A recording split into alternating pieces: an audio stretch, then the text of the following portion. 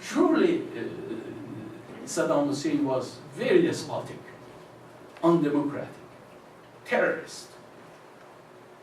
But today, if you go to Iraq, you will see instead of one terrorist, there are 3 terrorists.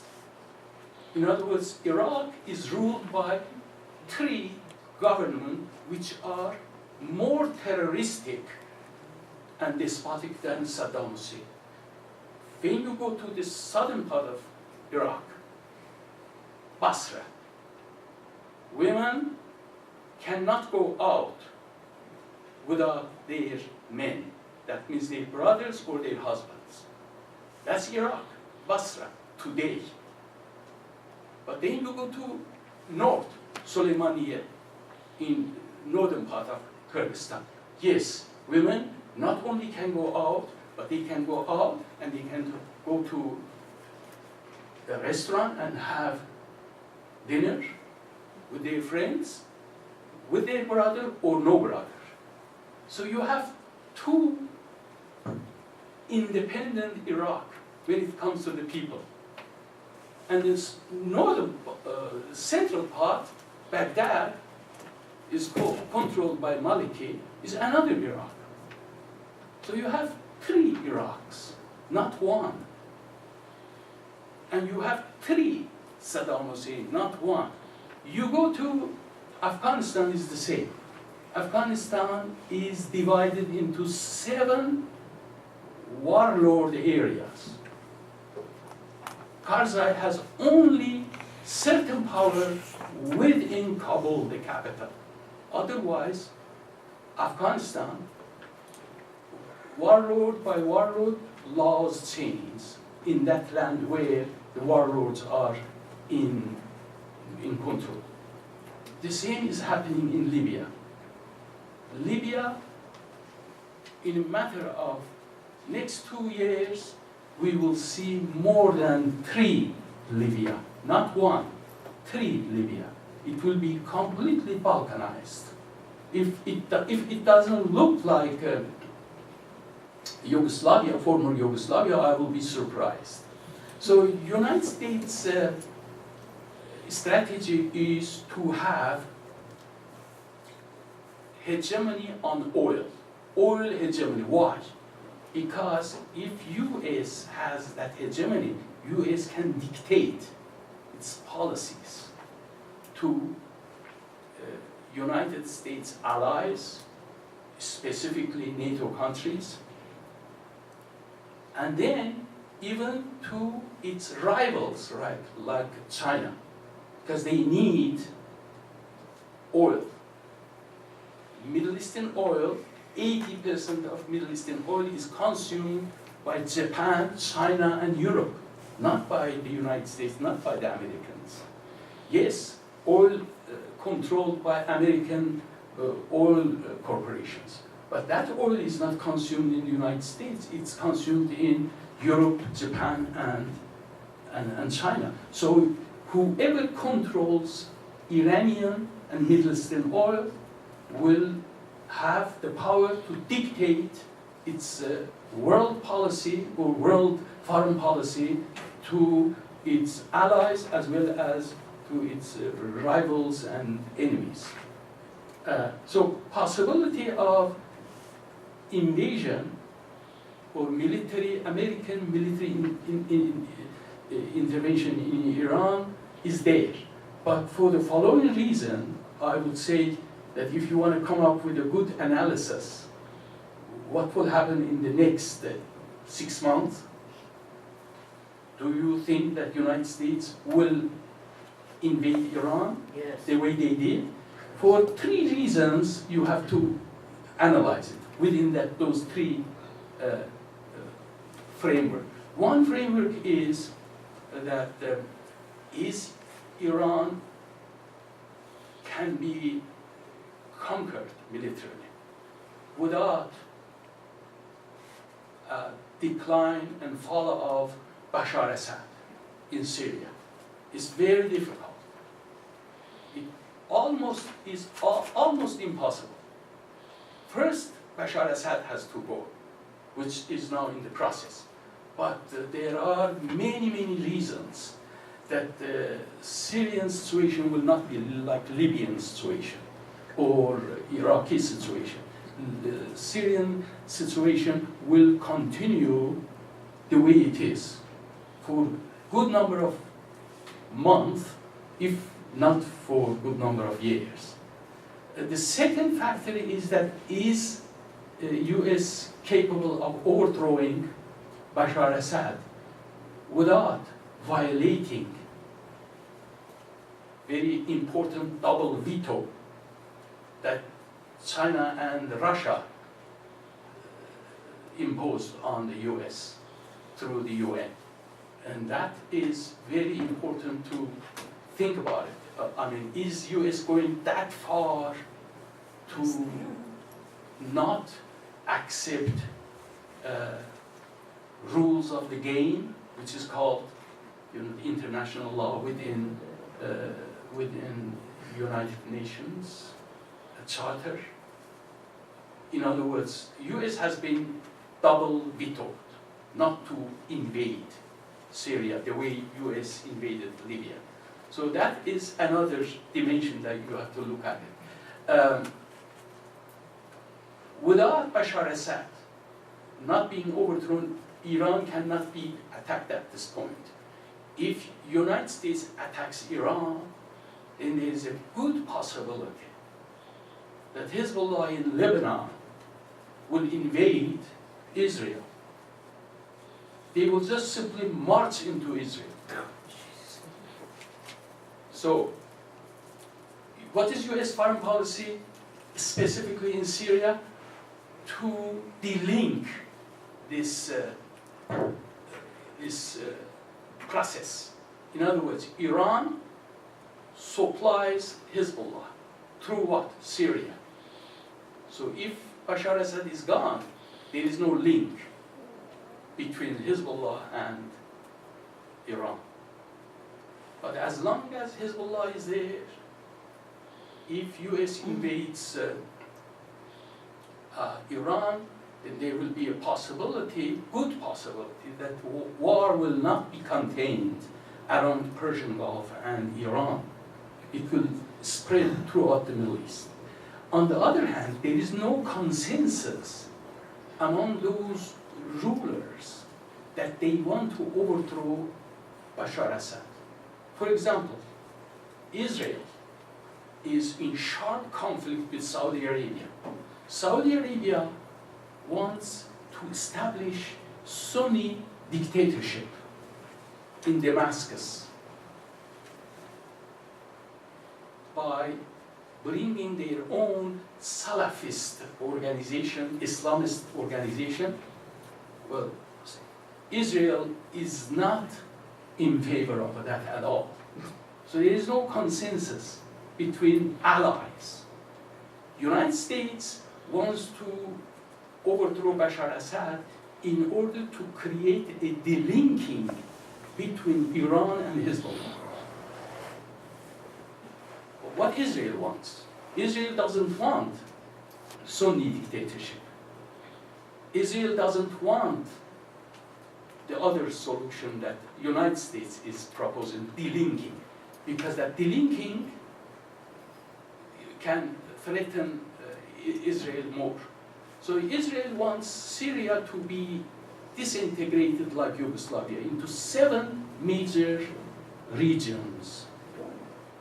Alawites, Christian Arabs, non-Christian Arabs like Assyrians and Armenians, which are very important minority inside Syria, and Druze people in major part of Syria plus inside Israel. So Israel wants Syria to be like Iraq, more than one Syria, so that they can have rapprochement with any one of them, like they do with now northern part of Iraq. So for those reasons, I would say military invasion of Iran by the United States is almost at this point, not feasible for the US planners. Not because they don't want, because they don't have consensus. We call it Washington consensus. When US invaded Iraq, American ruling elites and their allies, they had consensus what to say. Today, majority of Americans, majority of Europeans, they don't believe that Iran is producing nuclear energy for weaponization. But when US 10 years ago invaded Iraq, there was tremendous consensus that we are invading Iraq because Saddam Hussein is having weapons of mass destruction. That consensus doesn't exist among those people that they are in favor of attacking or having military intervention in connection with Iran. So my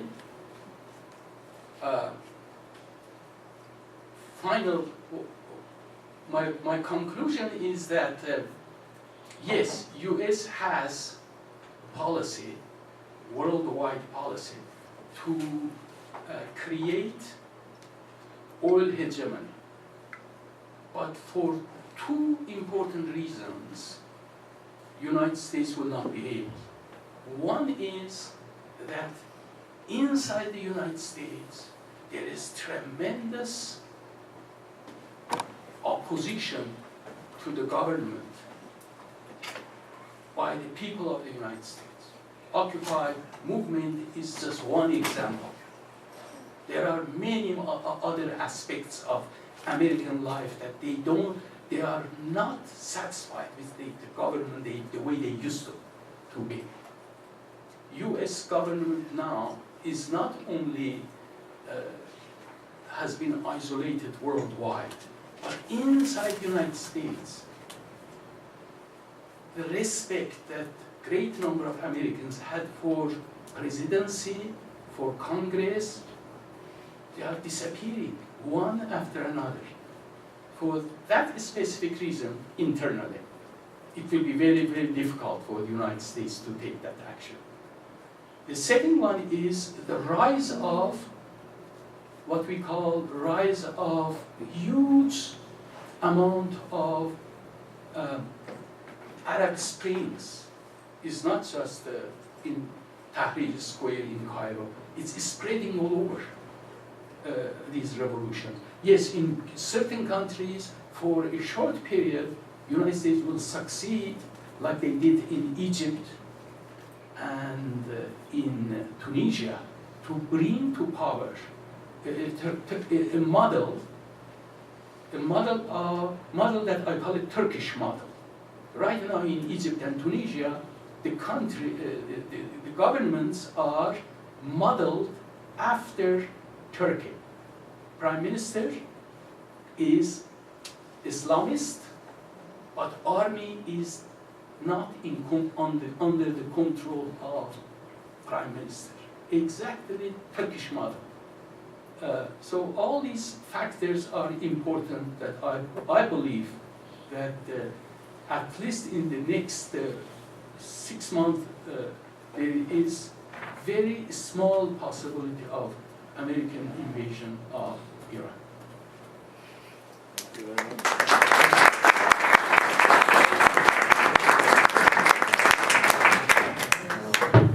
Okay, we are now open for question and answer over here.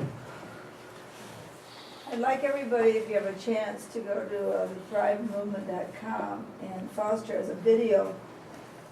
There is a Eagle faction, I don't know how else to say it. Speak up. That really wants to get this Middle East war going. And they're trying to set up a false flag.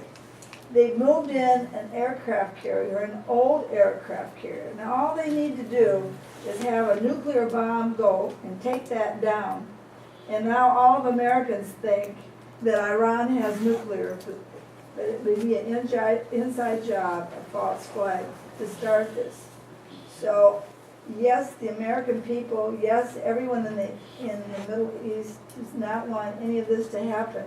But we have a group in our military that is not controlled by the American people. They wanna do this thing. They've tried 4 times and it's been stopped to set up a false flag, to go in and start this war. So we all have to be diligent and watch and be screaming that this is not gonna happen, because there's big attempts to make this war happen. Yes. 2 questions. Is it your sense that the uprising in Syria was actually an indigenous uprising that is now being manipulated by the United States, or do you think it was actually somehow created by the pressures outside? And the other question is Hezbollah really in a position to be able to attack Israel successfully? The first question is very important. Iranian Revolution in 1979 was one of the most genuine revolutions at the beginning, but immediately it was penetrated by globalization forces, and completely the nature and features of Iranian Revolution became upside down, and it became counter-revolution. Now in Egypt, Arab Spring was very successful up to a point, and still Egyptian story is not finished. But in Syria, from the beginning, when uprising started, which was very, very peaceful, immediately, yes, foreign forces with US backing from Turkey, from Lebanon, from Jordan, and Iraq. They trained Salafists, Islamists, Muslim Brotherhoods, and Al-Qaeda, and sent them inside. And in fact, majority of those people that they are fighting against the Syrian government inside Syria are not even Syrians. They are all trained in Turkey by Salafists, by Muslim Brotherhood, that they receive paychecks individually, because they are not supposed to be recognized internationally after the double veto. So yes, specifically one important individual that is behind this uprising against Saddam Hussein, against Bashar Assad, and effectively working outside of Syria is Mrs. Clinton. Clinton is behind this neocon military plan to overthrow Saddam Hussein, not by military intervention, but exactly the way they are now doing. Planning to send inside Syria from 4 different countries, all those trained people, that good number of them are not even Syrian people. They are trained outside of Syria and then sent into Syria from those countries that borders are not stable. For your second question was, you see, Hezbollah naturally will not be able militarily to go all the way. But yes, in case if Iran is attacked, that will be the end of Hezbollah, if Hezbollah doesn't take action. So although Hezbollah at this point does not support Bashar Assad at all, they have been very, very careful. But I am sure if Iran is attacked, I think Hezbollah will attack Israel. And that way, then Israel can come inside Lebanon, and Lebanon will disappear in a matter of hours into many, many different regional organizations or territories. But I agree with you that no, by alone, Hezbollah will invade, but Hezbollah will disappear too. But the whole area will be engulfed in the war. And the US doesn't want the Israelis to do that, to expand the war in that case? Or, It's really. it doesn't Israel's sound our like there's a foot reason soldier. to not. Yes, Very control. yeah. I think very complicated. You are right about United States wants Israel to expand. There's a question in the front, and then. Hi, thank you very much for your presentation. And I just get a little very worried because at the beginning of the war against Iraq, there were massive demonstrations where the American people said, don't do this war, don't do this war. And of course it happened anyway. So I have no faith that the American people will be listened to stop a war with Iran. And I'm worried that Israel has, I believe, 250 nuclear weapons. And you were just talking about this scenario about like World War III erupting from the bowels of the Middle East. And I'm worried about Israel using its nuclear weapons. Or maybe nobody's that crazy. I hope not. So. Yeah, that's another possibility. They call it the Holocaust. Mm. In other words, a lot of nuclear holocaust will occur the way our world is moving. Mm. You know, there is a very important now proverb in Europe among especially the socialists. Which way are we moving? Are we moving in direction of socialism or in direction of barbarism? When you talk about barbarism, it's not just only child labor or child marriage and child sex, but nuclear holocaust. Julia, Just a very quick question. You said Clinton. Were you suggesting that Clinton and the State Department is operating without Obama in charge? Sure is. Or is it just that? They're Well, on the I'll same tell you what, bed, all of them. Mrs. Clinton is pushing forward her own agenda.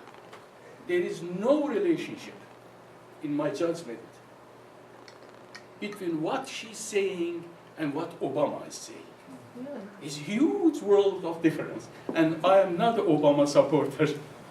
But I think Mrs. Clinton is Obama is Brzezinski, liberal internationalist.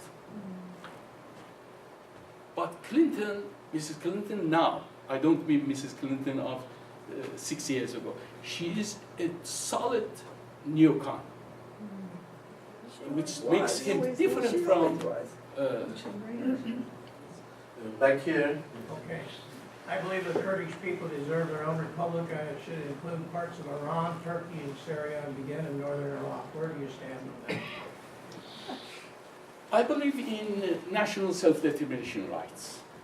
I believe that if democratic governance come to power in those countries, including my country, our country, Iran, I think every nationality in a democratic Iran, they should have a right to go to referendum like they do in Canada, they do in many, many countries successfully in the past, and either they can stay within federalism, or they can declare their own independence.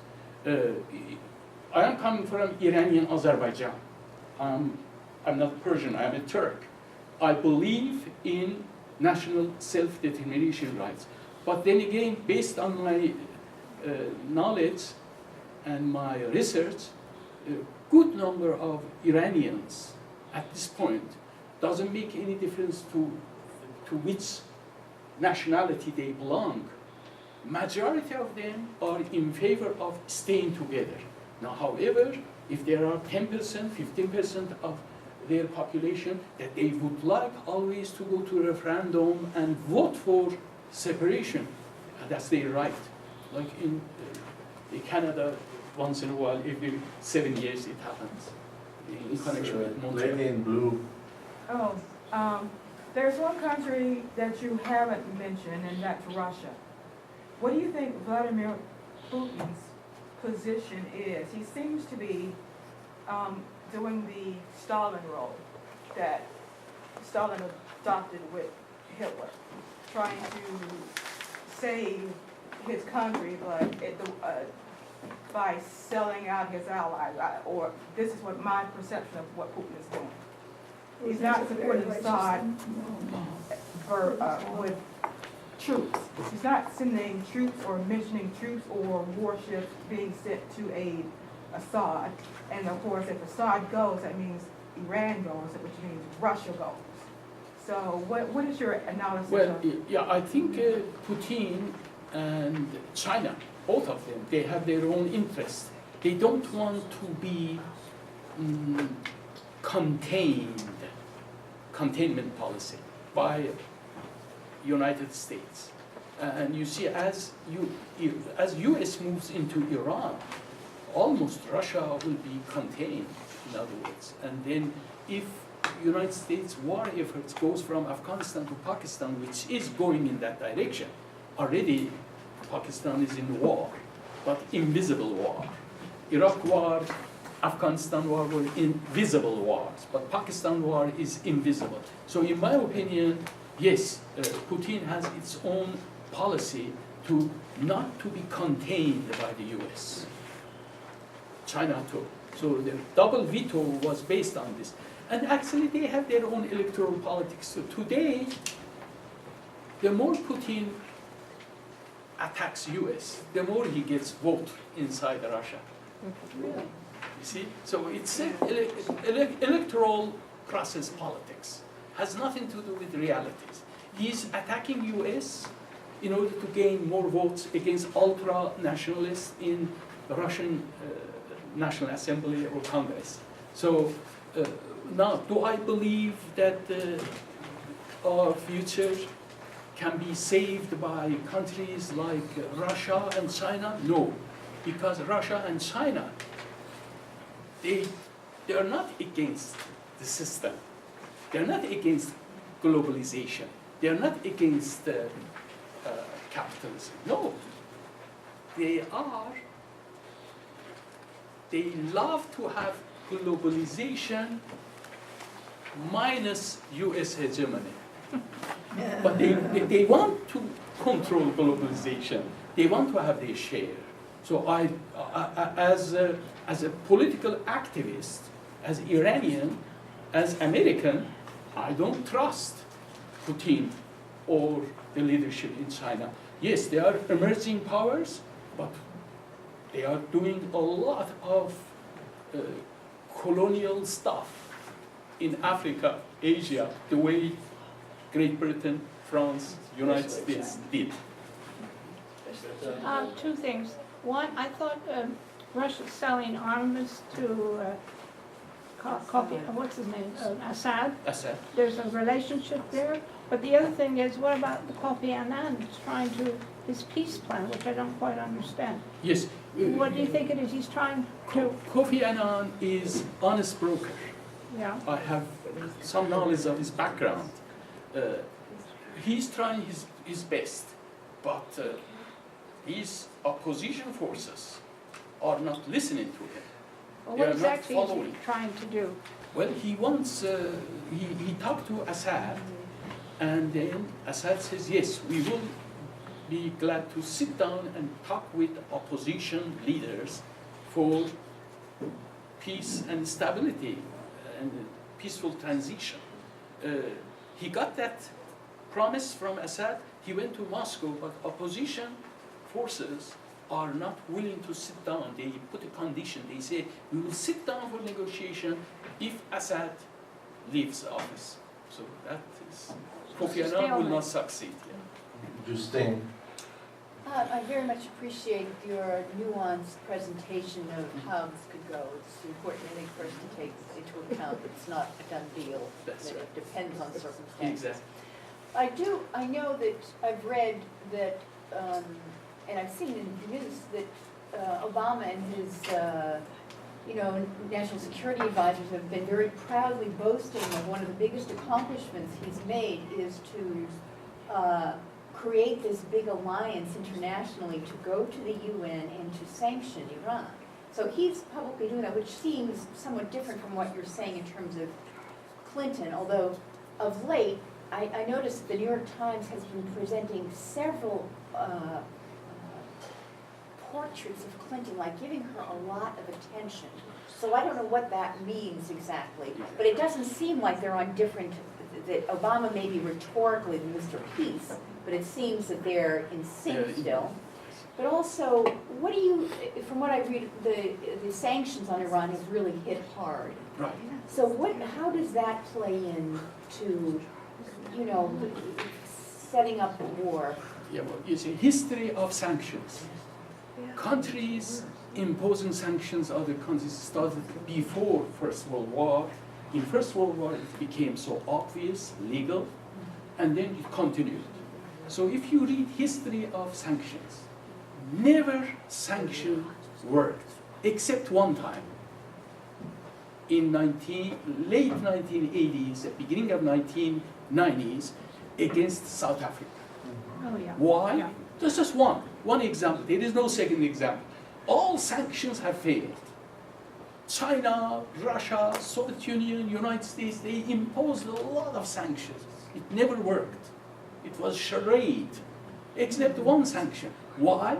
Because workers, not only in American ports, but throughout the world, they supported that sanction. Embarking and disembarking, they were massively involved, the workers, sometimes even unemployed workers in California. They supported the sanction. So against the South African apartheid regime, it successfully worked. Aside from that, there is no present-day sanction against Iranian government is helping Iranian government day and night. Okay. Right now, opposition, any opposition in Iran. In fact, I have a very close friend in Iran that we appeared on radio together up until a month ago. He is now in jail for one reason. He wrote an article, it was 3 pages in Persian, and I translated it into English.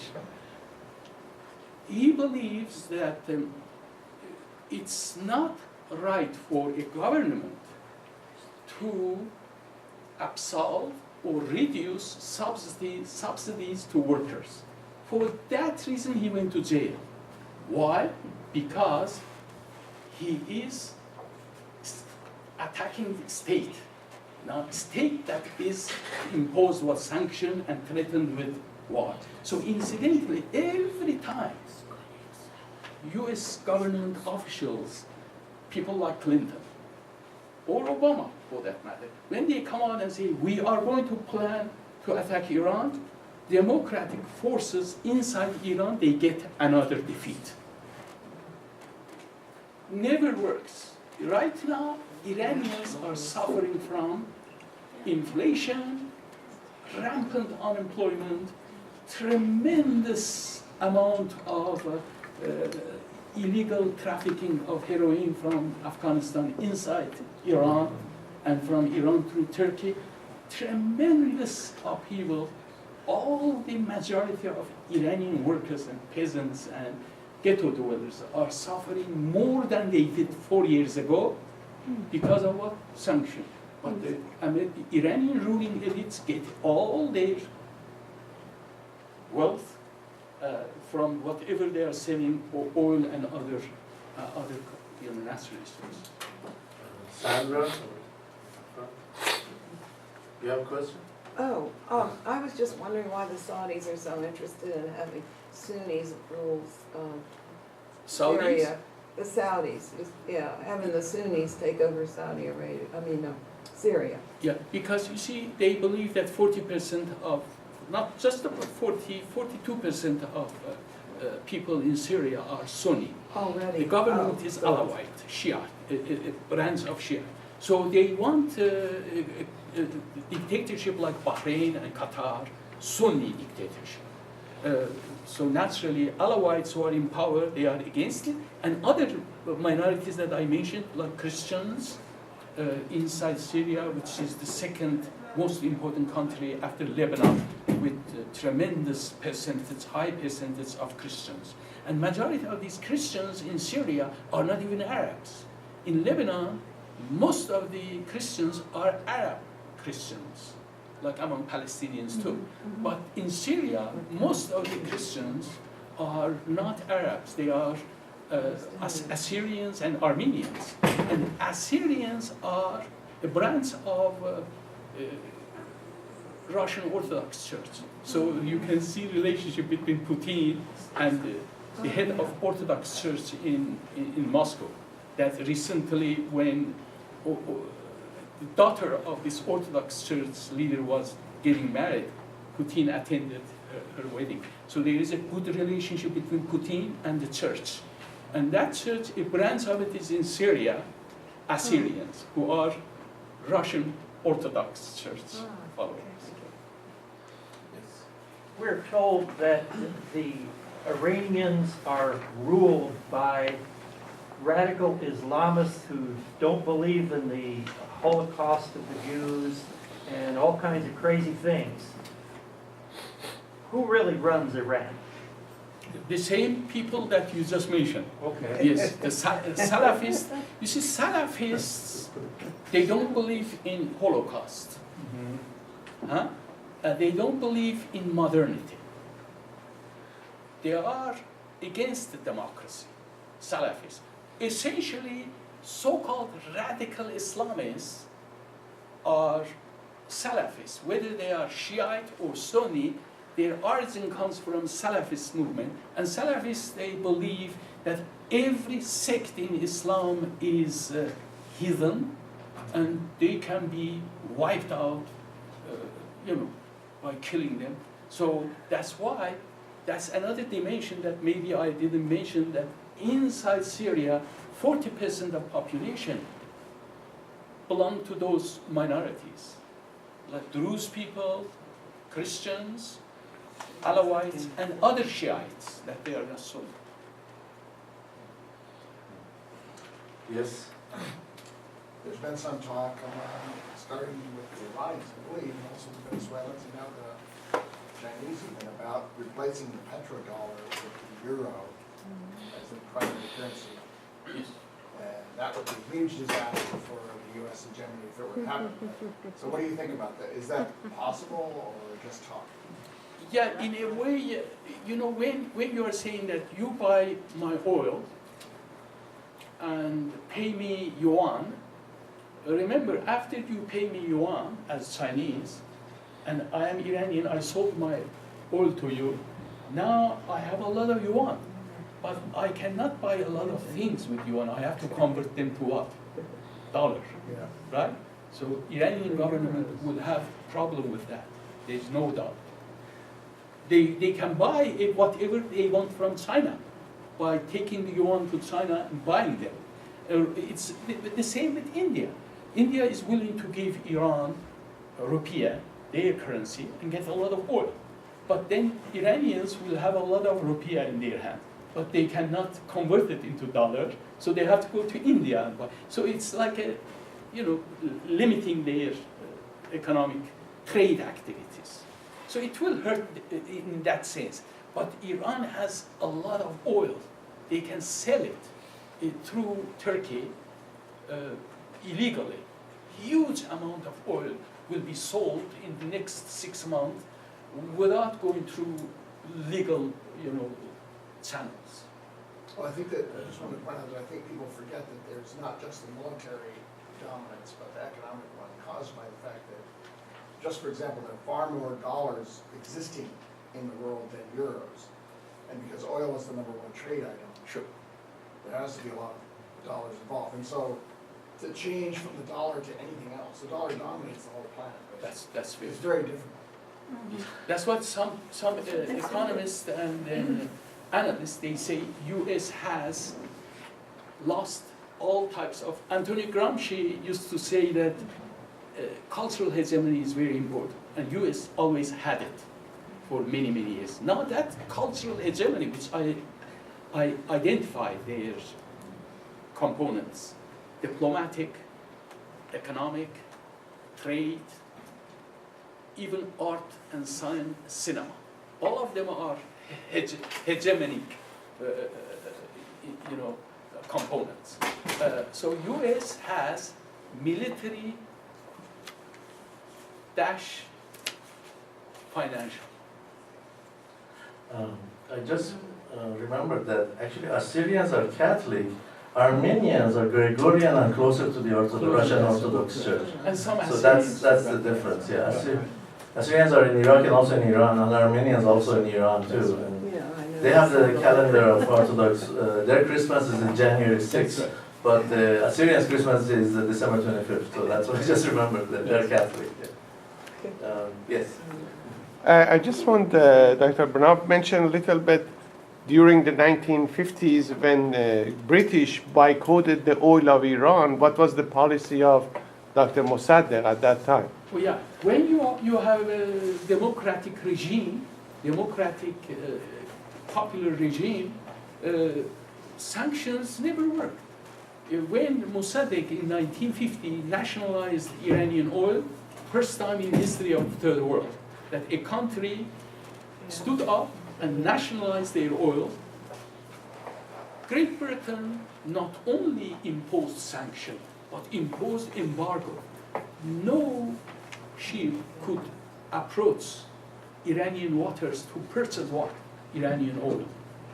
In fact, one Italian ship did that, but Great Britain captured that ship and then they took it in Cyprus. That time Cyprus was British colony, and they tried the captain of the ship for buying stolen property, because Great Britain considered Iranian oil, which was nationalized, as stolen property, right? But what Mossadegh did in Iran? Mossadegh came out, at that time we didn't have television, radio, in 1951. He said that now we have been embargoed, now we have been threatened, we don't have any buyer of oil. So great number of Iranians, what they did, they started buying government bonds, giving all the money they had to the government. I remember that time I was a young, teenager in Iran, in Tabriz.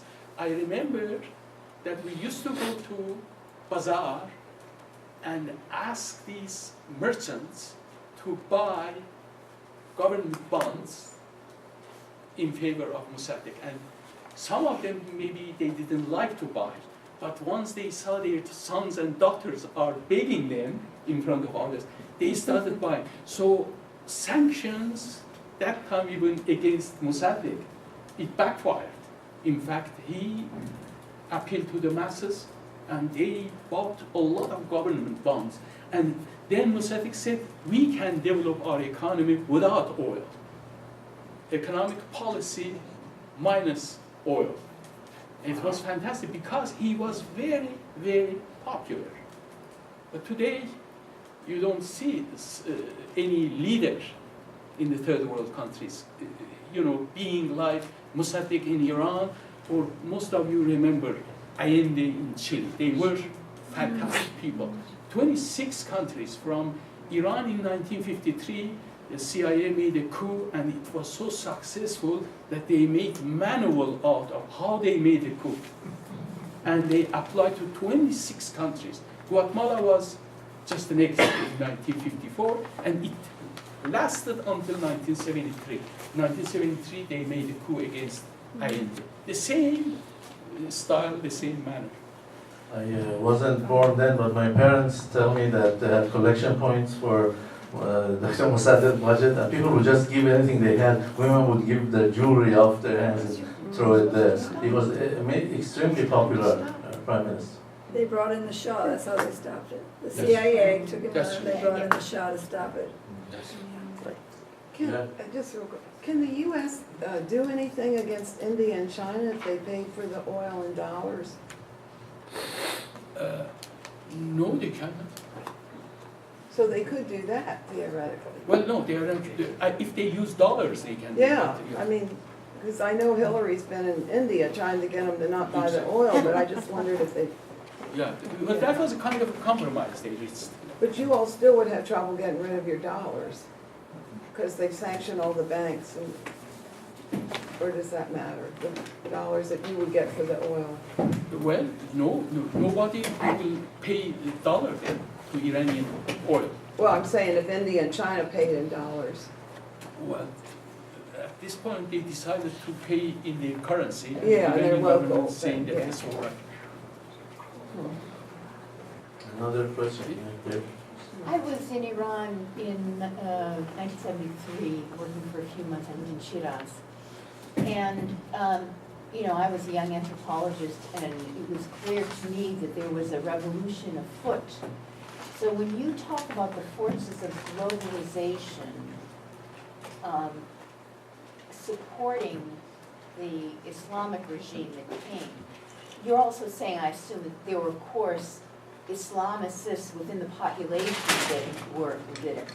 that they appealed to, that helped to allow that to happen. It's not just external No, you are right, completely. Yeah. But yeah. you see, there is a big discussion now in Europe and in Asia among not only Iranian left, but other countries.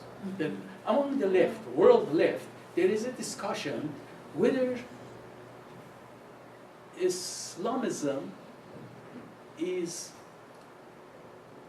antithesis to capitalism. You see, in other words, they are two different things. No. What we see, the rise of Islamism is byproduct of globalization. It's not independent from the system.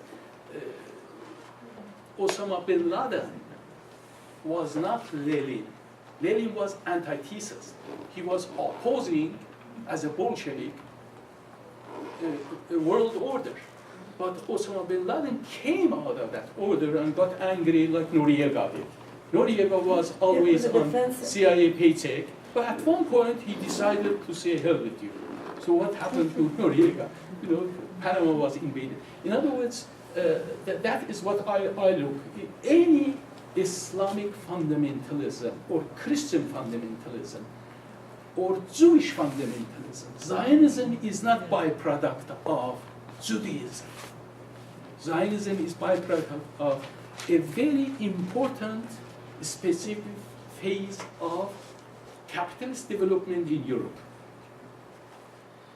Rosa Luxemburg, all the way to Noam Chomsky. All of them are Jews. Huh? Go and read their articles about Zionism.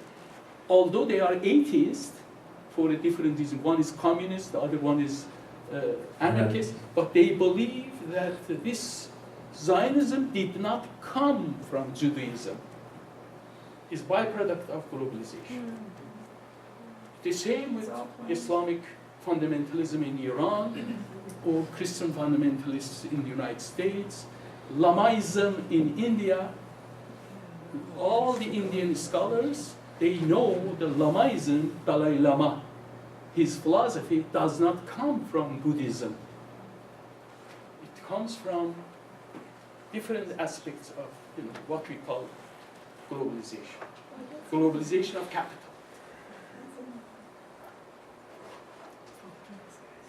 Other questions?